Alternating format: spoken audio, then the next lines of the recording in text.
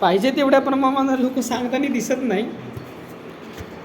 बोधिसत्व सिद्धार्थ म्हणून कन्सिव्ह जेव्हा झाले आईच्या पोटामध्ये, तो दिवस जो होता तो आषाढ पौर्णिमेचा होता. सर मला एक विचारायचं होतं की आधी आपल्या महाराष्ट्रात एक प्रथा होती की नवीन लग्न झालेल्या मुलीला आषाढी पौर्णिमेच्या दिवशी सासरी ठेवत नव्हते, माहेरी पाठवत होते.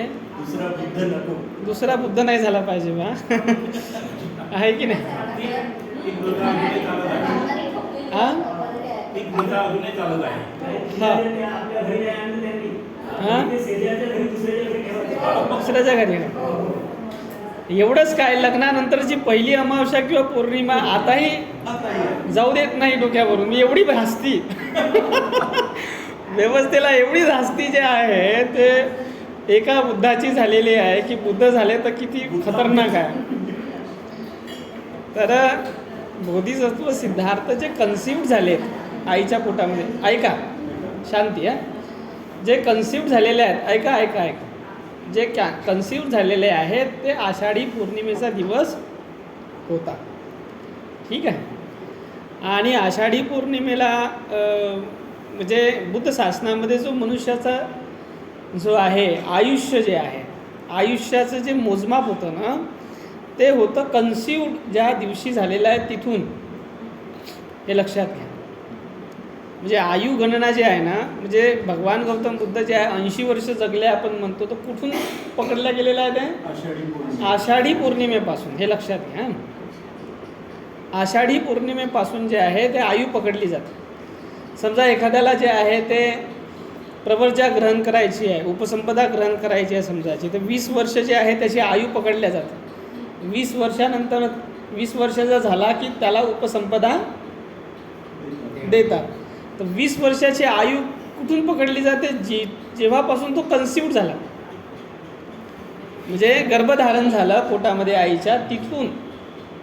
कारण की 9 महिने मागे जायचं. हां 9 महिने मागे जायचं. कारण मनुष्याच्या जन्माची सुरुवात म्हणजे जे होण्याची सुरुवात जो आहे, नामरूप तयार होण्याची सुरुवात तिथून झालेली आहे ना. पटिसंधी झाली, पटिसंधीनंतर भव जे आहे ना, म्हणजे बनून राहिलेलं आहे, नाम आणि रूप बनून राहिलेलं आहे. तर जीव तर तिथूनच सुरू झाला ना. जीव कुठे फुटला माणसाला? आईच्या पोटामध्ये. ठीक आहे. तर आयुष्य कुठून सुरू होईल? तिथून. आषाढी पौर्णिमा ही साधीसुधी पौर्णिमा नाही आहे. बोधिसत्व सिद्धार्थांनी गर्भधारण केलेलं आहे त्या दिवशी, पहिली गोष्ट. हाँ, ये पहली बात है. अब दूसरी जो बात है वो ये है कि आषाढ़ी पूर्णिमा को जो है वो भगवान बुद्ध होने के बाद समझ लीजिए, उसके पहले एक दो चीज़ें हुई होगी, अभी मुझे स्मरण नहीं आ रहा है. ठीक है, और मैं पढ़ाई करके बताऊंगा उसके बारे में. लेकिन जो मुख्य बातें हैं वो चीज़ें आपको ध्यान में रखनी है. दूसरी चीज़ क्या हो गई है? दूसरी चीज़ जो है वो बुद्ध होने के बाद, माने वैशाख पूर्णिमा को बुद्ध हो गए. ठीक है. अब बुद्ध होने के बाद जो है वो उन्होंने 2 महीने जो है, पहला 1 महीना तो संबोधि सुख में जो है उन्होंने व्यतीत किया, माने वैशाख पौर्णिमेपासून तर ज्येष्ठ पौर्णिमेपर्यंत. तो ज्येष्ठ पौर्णिमा तक जो है वो 1 महीना तो संबोधि सुख में रहे, जवळपास 4 आठवडे येऊन जातात एका महिन्याचे. ठीक है. तो इतने दिन वे रहे संबोधि सुख में. तो हुआ कैसे कि ज्येष्ठ पूर्णिमा के समय में तपस्सु और भल्लिक, ये जो 2 व्यापारी वहाँ से गुजर रहे थे. हाँ, तो ये 2 व्यापारी जो है इनको दिखे भगवान बुद्ध पेड़ के नीचे. कौन से पेड़ के नीचे थे उस समय में? राजायतन पेड़ के नीचे थे. राजायतन पेड़ के नीचे बैठे हुए थे. तो राजायतन पेड़ के नीचे बैठे हुए थे, तो वहाँ पे जो है उन्होंने उनको देखा. तो उन्होंने अपने पास का जो मट्ठा था और जो है वो लड्डू, उसको मधुपिंड कहते. मधुपिंड माने मीठा लड्डू. तो पहले जो है वो दूर जाना है, यात्रा करनी है, तो एक लड्डू बनाकर ले जाते थे. आज भी ले जाते हैं लोग. तो उस समय में जो है वो रव्याचे लाडू असन किंवा तिळाचे लाडू असतील, कोणते आहे की नाही. कोई भी लाडू हो सकते हैं। मधुपिंड का मतलब है मीठे लड्डू, ठीक है। तो लड्डू जनरली मीठे ही होते हैं। तो वो, और साथ में अब जो है जिस समय में मिले थे वो था जून महीना, है ना, जून महीने में आता है, ज्येष्ठ महीना। तो उस समय में जो है वो समझ लीजिए कि ज़्यादा जो है हुमस रहती होंगी या ज़्यादा टेम्परेचर रहता है। समझो बारिश नहीं हुई तो टेम्परेचर ज़्यादा रहेगा, बारिश हुई तो हुमस ज़्यादा रहेगी। तो ऐसे समय में ठंडी चीज़ें जो है वो अच्छी रहती है शरीर के लिए। तो वो साथ में लेके गए थे मट्ठा। तो फिर वो जो उनके पास था उन्होंने भगवान बुद्ध को दिए दान में। तो पहला दान जो है बुद्ध होने के बाद वो कौन सा मिला है? मधुपिंड और मट्ठा मिला। अब जो है वो उन्होंने, उनके पास तो पात्र भी नहीं था, तो उन्होंने जो है वो अगल बगल देखा तो एक पत्थर था, उसमें थोड़ा सा जो है वो ऐसा ये हुआ था, नाही क्या, पात्र जैसा पत्थर मिला, थोडंसं खोल असलेलं, ज्याला आपण ते खलबत्ता म्हणतो ना तशासारखं, हां, खलबत्ते जैसा जो है वो वैसा मिला पत्थर। तो वही उनका पहला भिक्षा पात्र बन गया, ठीक है, पत्थर वाला। अब उन्होंने जो है उसमें लिए और फिर उनको लगा कि भाई ये जो है ये कोई साधारण इंसान नहीं है, क्योंकि उनकी मुद्रा, शांत भाव, तमाम चीज़ें देखकर, क्योंकि उनके वाइब्रेशन में चले गए, बुद्ध के वाइब्रेशन में चले गए थे, वो साधारण चीज़ तो थी नहीं। तो फिर उन्होंने जो है वो दीक्षा मांगी। तो पहली दीक्षा जो है ये 2 लोगों को मिली है भगवान बुद्ध के उपासकों को। हाँ, तो 2 वचनों की दीक्षा थी। पहली धम्म दीक्षा जो है वो तपस्सु और भल्लिक को मिली है, समझ रहे?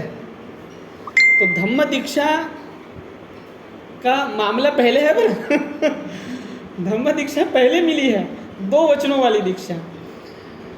तो 2 वचनों वाली दीक्षा माने कौन सी? बुद्धं शरणं, बुद्ध थे तो बुद्धं शरणं गच्छामि हो गई, और बुद्ध थे तो धम्म था, तो धम्मं शरणं गच्छामि। तो ये 2 वचनों वाली दीक्षा है, समझ रहे? अब 2 वचनों वाली दीक्षा उनको मिली, संग तो था नहीं। अब बुद्ध अकेले संग नहीं है ना, बुद्ध जो है वो अकेले संग होते तो संगं शरणं गच्छामि की भी दीक्षा दी होती, या उन्होंने जो है वो अपना उपासकत्व छोड़ दिए होते और बोले होते कि भाई हमें प्रवर्जित करिए, आप ही के साथ रहना है हमें, तो फिर संग बन जाता था। पहले 2 लोगों का संग बन जाता था उस समय में, लेकिन वो तो व्यापारी लोग थे, उपासक लोग थे, तो उनमें वो भाव पैदा नहीं हुआ था। तो फिर जो है उन्होंने क्या किए, 2 वचनों की दीक्षा ली है। 2 वचनों की दीक्षा लेकर पहले बन गए उपासक, 2 उपासक, ये थे तपस्सु और भल्लिक। अब उसके बाद जो है उनको लगा कि अब ये तो वहाँ से जो है वो संबोधि के निर्वाण की धारा से हट गया अभी, ठीक है, क्योंकि ये 2 लोग आए उनको हटाने वाले। अब उनका जो चित्त जो है वो लोक की तरफ मुड़ गया ना। पहले तो निर्वाण में था, निर्वाण में माने पूरा एसी में था, समझ लीजिए, है कि नहीं? कोई उसमें जो है वो ये नहीं है, माने कोई त्याचा काही उकाड़ा नहीं है, एकदम एसी में, एयर कंडीशन है, कोई उसमें जो है वो सुख ही सुख है, शांति ही शांति है। तो अब ये 2 लोगों के कारण लोक के तरफ मुड़ गए, नहीं तो मुझे ऐसा लगता है कि शायद यदि नहीं आते ये तपस्सु और भल्लिक तो शायद बुद्ध जो है वो उसी में रहते संबोधि सुख में रहते, शायद, हो सकता है। लेकिन संसार है, संसार में तो कोई ना कोई तो आएगा ही आपको लोक के तरफ ले जाने वाला। तो फिर जो है वो इनका चिंतन शुरू हो गया कि जो मैंने अभी अवस्था पाई है और जो धर्म मैंने खोजा है, जिस धर्म का मैंने आविष्कार किया है, ठीक है, जिसके कारण मुझे निर्वाण प्राप्त हुआ है, संबोधि प्राप्त हुई है, परम शांति का पद प्राप्त हुआ है, दुख खत्म हो गया पूरी तरह से, ठीक है। तो क्या इसको मैं जो है वो लोगों को दूँ, है कि नहीं? अब ये विचार चक्र, थॉट प्रोसेस शुरू हो गई, ठीक है। तो निर्वाण में तो कोई थॉट प्रोसेस होती नहीं है। निर्वाण के आप बाहर आओगे तभी तो थॉट प्रोसेस शुरू हो जाएगी। तो अब जो है वो लोक में आ गए हैं तो फिर थॉट प्रोसेस शुरू, दे कि नहीं दे।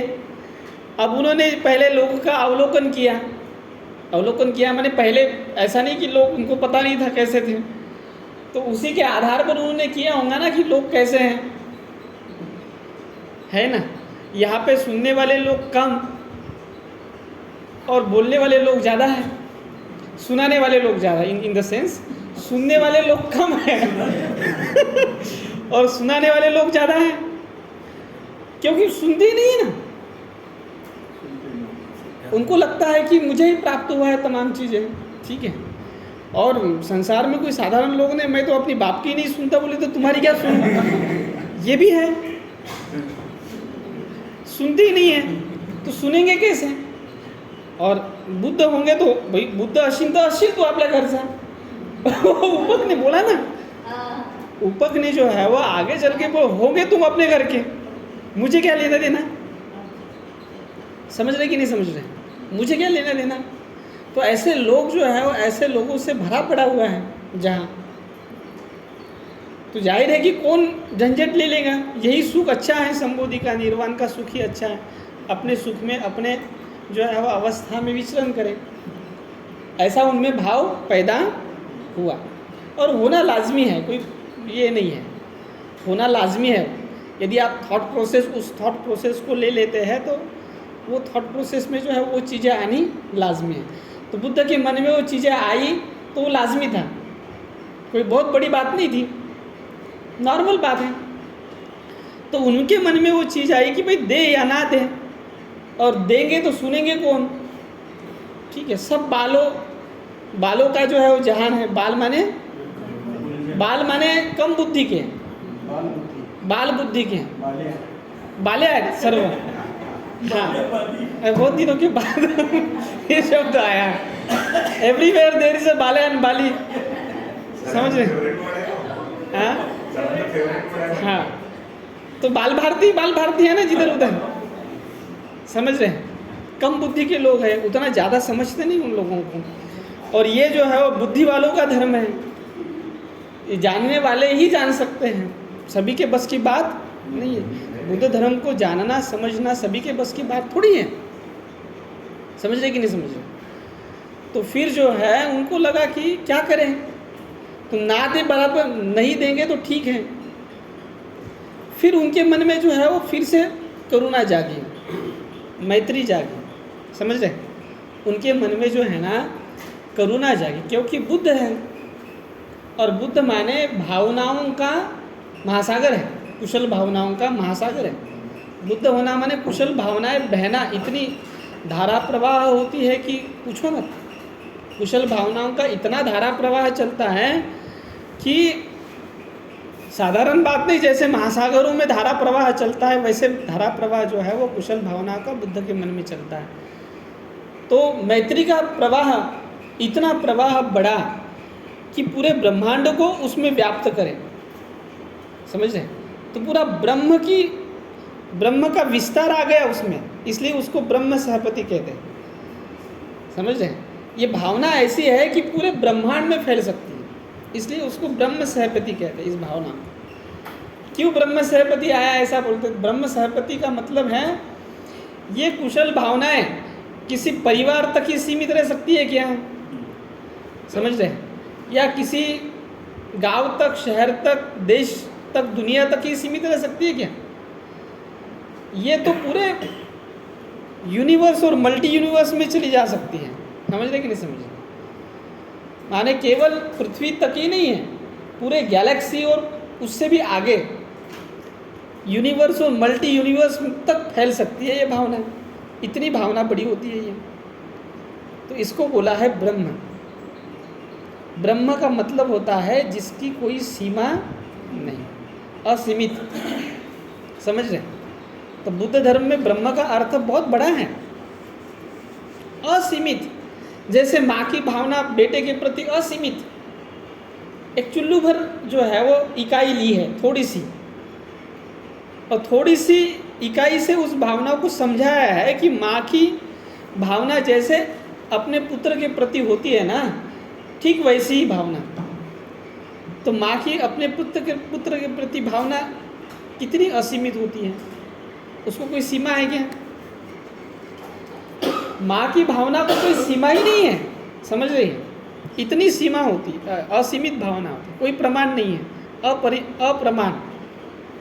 अपरिमित भावना है। तो वो जो है ना, वो भावना से उनका चित्त युक्त हुआ। अब उस भावना से चित्त युक्त होने के बाद जो है उन्होंने देखा, फिर संसार का फिर से अवलोकन किया, समझे? तो अवलोकन करने के लिए धम्मानुपश्यना बहुत ज़रूरी है। तो किसी न किसी इससे वो जो है वो फिर से उन्होंने तो एक उनके आगे एक क्या था, एक छोटी सी झील थी, उसमें कमल खिले हुए थे, ठीक है? तो कमल का जो है वो दृष्टांत लिया, कमल के ऊपर देखा, क्योंकि बुद्ध जिस भी चीज़ को देखेंगे ना तो उसमें धम्म ही दिखेगा, समझ रहे? यानी जिस चीज़ में देखेंगे तो धम्म ही, प्रकृति में धम्म ही धम्म है फिर उनके लिए, क्योंकि धम्म हो गए अभी। तो उन्होंने धम्म देखा, कमल का धम्म देखा, इसलिए कमल बहुत पूजनीय है बुद्ध धर्म में। तो कमल का धम्म क्या देखा कि कुछ कमल जो है वो पानी के नीचे है, कुछ कमल पानी के थोड़ा सा ऊपर आए हैं, और कुछ कमल पूरी तरह से विकसित हुए, खिले हुए हैं, नहीं क्या? तो उनको दिखा कि ऐसे ही लोग हैं संसार में, कुछ पूरी तरह से डूबे हैं, कुछ जो है वो थोड़ा सा ऊपर आने का प्रयास कर रहे हैं, और कुछ ऊपर है, ठीक है? तो इसका दृष्टांत लेकर फिर भगवान बुद्ध ने सोचा कि सभी के सभी लोग जो है वो अंधे नहीं हैं, या सभी के सभी लोगों में जो है वो बहुत ज़्यादा धूल जमी नहीं है, ठीक है? थोड़ी सी धूल है कुछ लोगों में, जिनको थोड़ा सा भी हमने उपदेश किए तो समझ सकते हैं, जान सकते हैं। तो फिर जो है उन्होंने क्या किए, सोचा कि किसे दे धम्म, ठीक है? तो जो जिनके आँखों में कम धूल है उनको देंगे। तो आप तो जानते हैं भली भांति कि पहले जो है वो उनके टीचर जो लोग थे पहले, आलार कालम थे, उद्धत रामपुत्र थे, उनका संज्ञान लिया उन्होंने, ठीक है? लेकिन वो तो हयात नहीं थे। तो फिर उनको लगा कि जो 5 मेरे साथी थे उनको मैं दूँ, ठीक है? तो उनको उनके पहले शायद औरों का भी जिक्र आया होगा, परिवारों का भी आया होगा, ठीक है? कि परिवार में दे क्या पहले, तो परिवार वाले लोग तो सबसे लास्ट में सुनते हैं, समझ रहे हैं? परिवार वाले लोग पहले नहीं सुनते, परिवार में तो इतने लोग बहरे होते हैं कि पूछो मत। हाँ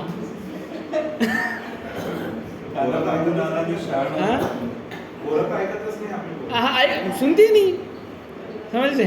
वो वहाँ पे तो इतने धुरंधर लोग हैं परिवार में की वो तो सुनेंगे ही नहीं. हां मोठा चाललास मध्ये मला शिकवायला तू सापलं पाय म्हणते. बात सही है कि नहीं सही है? वो कितना भी ज्ञानी होगा लेकिन परिवार में जो है वो सिक्का नहीं चलता. तो परिवार को तो उन्होंने डायलेट पहले माइनस ही किए होंगे. और परिवार के लोग कितने लेट आए भगवान बुद्ध के, समझ रहे, बहुत बाद में आए, पहले नहीं आए. तो फिर उन्होंने जो है वो अपने साथी संगी वही सुन सकते हैं, अपनी बातों को समझ सकते हैं, अपनी भावनाओं की कद्र कर सकते हैं. ठीक है, तो अपना दुखड़ा जो है वो हम साथी संगियों को ही तो बताते हैं पहले. बात सही है कि नहीं सही है? क्यों दोस्ती काम है. दोस्त ही दोस्त के काम आता है.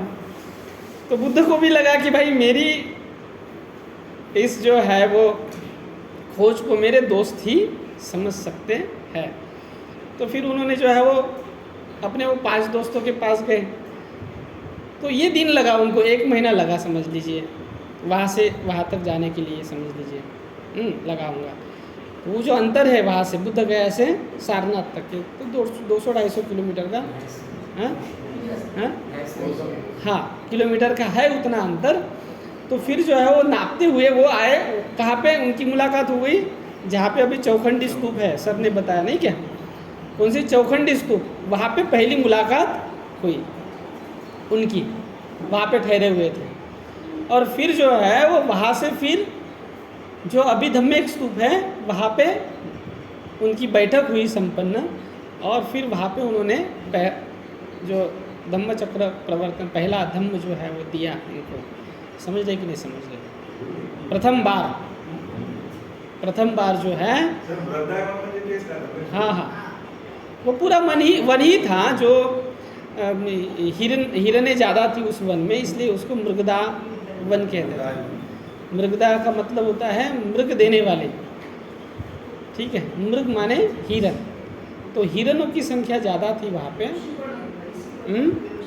इसी पतन का मतलब होता है कि जहाँ पे ऋषि ठहरते हैं, तो ऋषि का मतलब है श्रमण लोग जो है वो ठहरते थे वहाँ पे, उनके लिए अनुकूल वो वन था, इसलिए उस जगह पे वे लोग ठहरे हुए थे। तो बुद्ध वहाँ पे गए, तो जो जिस दिन उन्होंने वो आरंभ किया, ठीक है, आरंभ है प्रचंड, तो प्रचंड वाला आरंभ जो है वो धम्म चक्र का आरंभ है, समझ लीजिए। तो उस दिन हुआ, ठीक है। तो ये जो है पहली बार उन्होंने धम्म दिया और ये लोगों ने सुना, और सुनने के बाद जो है उस अवस्था को जाना उन्होंने, जो बुद्ध बात कह रहे थे, जिस अवस्था की बात कर रहे थे, जिस निर्वाण की बात कर रहे थे, उस निर्वाण को उन्होंने जाना, समझा, प्राप्त किया। समझ रहे कि नहीं समझ रहे? हाँ, तो इसलिए उस दिन को जो है बड़ा महत्व है, समझ रहे? क्योंकि वह विद्यादान का दिन है। विद्या दी ना भगवान बुद्ध ने, समझ रहे? उनके मन में लिखी हुई जो विद्या थी बुद्धत्व की, वो विद्या उन्होंने दी, समझ रहे? तो बुद्ध से बढ़कर कोई है क्या संसार में? समझ रहे कि नहीं समझ रहे? दान की परम जो है वो एक कार्यक्रम जो है, सबसे बड़ा कार्यक्रम दान का, विद्या दान का, वो उस दिन का है। क्योंकि प्रकृति में पूरा हो जाने के बाद पूरा होता ही है, इसलिए इंसान कि वो दे सके। प्रकृति का धर्म ही ये है कि कोई फल जो वृक्ष फल से लद जाता है, माने पूरा हो गया, किस लिए वो लदा है? देने के लिए लदा, समझ रहे? तो बुद्ध भी बने हुए थे इसलिए कि वो दे, तो वो महादान सोया है सबसे बड़ा, समझ रहे? उससे बड़ा कोई दान हो सकता है क्या? धम्म से बढ़कर कोई दान है? सब दानंग धम्म दानंग, धम्म से बढ़कर कोई दान हो ही नहीं सकता ना, इतना बड़ा दान है वो। समझ रहे कि नहीं समझ रहे? बहुत बड़ा दान है। तो धम्म का चक्र प्रवर्तित किया, ऐसा उस जो उपदेश जो है उसको कहा जाता है धम्म चक्र प्रवर्तन, नहीं क्या? भगवान बुद्ध ने ही उसका जिक्र किया है उस उपदेश में कि ऐसा कभी पहले हुआ नहीं था, ऐसा जो है वो धम्म चक्र प्रवर्तित किया हो, ठीक है। तो वो धम्म चक्र जो है वो इस दिन प्रवर्तित हुआ, और फिर जो है वो आगे चलकर संघ बन गया। अब संघ के बाद जो है वो फिर इसी दिन से वर्षावास की भी शुरुआत हुई आगे चलकर, कि वर्षावास का आरंभ जो है वो, कि लोगों की डिमांड थी कि भिक्षु जो है वो एक जगह पे रहे, क्योंकि बाकी के लोग बाकी के इसमें रहते थे। ऐसा नहीं है कि वर्षावास की शुरुआत केवल बुद्ध धर्म से हुई है, बाकी के श्रमण परंपरा में भी बाकी के मतों के श्रमण लोग जो थे वो वर्षा काल में ठहरते थे एक जगह पे। तो बिंबिसार राजा को लगा कि क्यों ना मैं भगवान बुद्ध को जाके बताऊं कि भगवान हमारे भी जो श्रमण हैं, हमारे भी भिक्षु हैं, वो वर्षा काल में एक जगह रहे, समझ रहे? क्योंकि वो तो पूरे साल भर घूमते थे धम्म के प्रसार के लिए, समझ रहे कि नहीं समझ रहे? तो एक जगह रहे, तो इसलिए जो है वो फिर बुद्ध ने बोला कि ठीक है, वर्षा के काल में हम जो है वो 3 महीने के लिए एक जगह के लिए ये कर देंगे, ठीक है, वर्षा काल खत्म होने तक। तो वर्षावास का भी आरंभ इसी दिन से होता है। तो ये 3 तो महत्वपूर्ण घटनाएं हैं आषाढ़ी पूर्णिमा के दिन, और ये 3 महत्वपूर्ण घटनाओं को हम क्या करते हैं, घटनाओं का उत्सव करते हैं। समझ कि नहीं समझ? आषाढ़ी पूर्णिमा के दिन क्या करते हैं, उत्सव करते हैं इन 3 महत्वपूर्ण घटनाओं का। तो फिर लोग जो है वो बहुत बहुत अच्छा दिन है ना, ये बहुत अच्छा दिन है। तो फिर जो है वो लोग उत्सव मनाते हैं, अपने अपने तरीके से उत्सव मनाते हैं।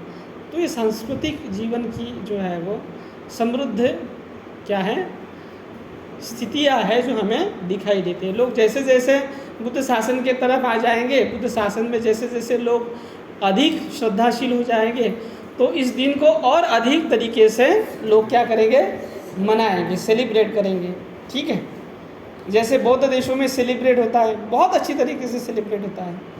तो हम भी लोग क्या करते हैं, आप उसी बौद्ध देशों में देखते हैं कि कैसे सेलिब्रेट करते हैं, तो हम भी उस प्रकार से सेलिब्रेट करने का प्रयास करते हैं। तो सेलिब्रेशन कोई बुरी बात नहीं है, अच्छा ही है।